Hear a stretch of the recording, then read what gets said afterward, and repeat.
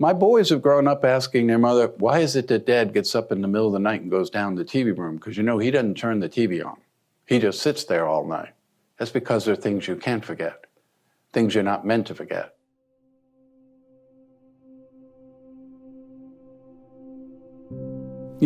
People always say to me, you were brilliant, you were a genius. No, I was an adolescent, and that was why I was successful. I was so young that I had no fear of being caught. I was so young that I didn't think about consequences. Everything I did was not premeditated. Everything was done by opportunity or by chance.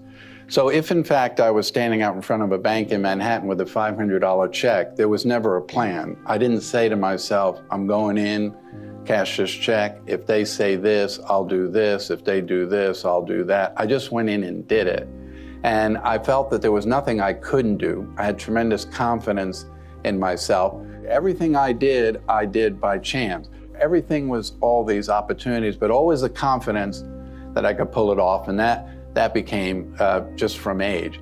But if you believe that you're good at what you do, and you strive to be good at what you do, you don't need to worry about what other people think. You need to be able to understand that you have your own confidence, that you can do whatever it is you're required to do, and other people will see that confidence in you. The minute you start doubting yourself, other people will see that you're doubting yourself, and that becomes a weakness in your personality. So you always want to be confident in everything you do, that you can do it, you can get it done, you'll find a way to get it done. Some say, you were brilliant, you were an absolute genius. I was neither. I was just a child. Had I been brilliant, had I been a genius, I don't know that I would have found it necessary to break the law in order to just simply survive. And while I know that people are fascinated by what I did some 50 years ago as a teenage boy, I've always looked upon what I did as something that was immoral, illegal, unethical, and a burden I live with literally every single day of my life, and will until my death. There are many who write and say, well, you were certainly gifted. That I was. I was one of those few children that got to grow up in the world with a daddy. Now the world is full of fathers, but there are very few men worthy of being called daddy by their child. I had a daddy, loved his children more than he loved life itself. When I was 16 years old, I was just a child. All 16-year-olds are just children.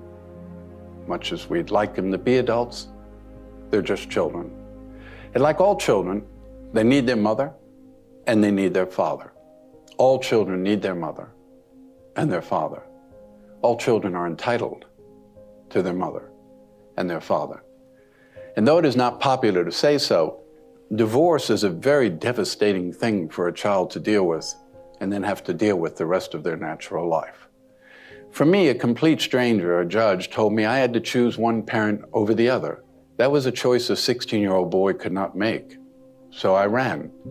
How could I tell you my life was glamorous? I cried myself to sleep till I was 19 years old. I spent every birthday, Christmas, Mother's Day, Father's Day in a hotel room somewhere in the world where people didn't speak my language. The only people that associated with me were people who believed me to be their peer, 10 years older than I actually was. I never got to go to a senior prom, high school football game, share a relationship with someone my own age. I always knew I'd get caught. Only a fool would think otherwise. The law sometimes sleeps, but the law never dies. I was caught. I went to some very bad places.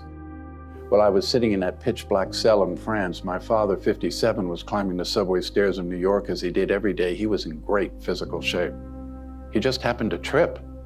He reached his arm to break his fall. He slipped, hit his head on a railing, landed at the bottom of the step. He was dead. I didn't know he was dead. I was thinking about him, how much I couldn't wait to see him, hold him, hug him, kiss him, tell him how sorry I was. But I never got the opportunity to do that. I have turned down 3 pardons from 3 sitting presidents of the United States because I do not believe, nor will I ever believe, that a piece of paper will excuse my actions, that only in the end, my actions will. There comes a time in all of our lifetime we grow older, and eventually, if we're fortunate enough, we have children. And as every parent knows, whether your child's 3 months old or 38 years old, When you lay your head on a pillow at night, you're just about to close your eyes. The last thing you think about, last thing you worry about are your children. So if you still have your mother, you still have your father, you give them a hug, you give them a kiss, you tell them you love them while you can. And to those men in the audience, both young and old, I would remind you what it truly is to actually be a man.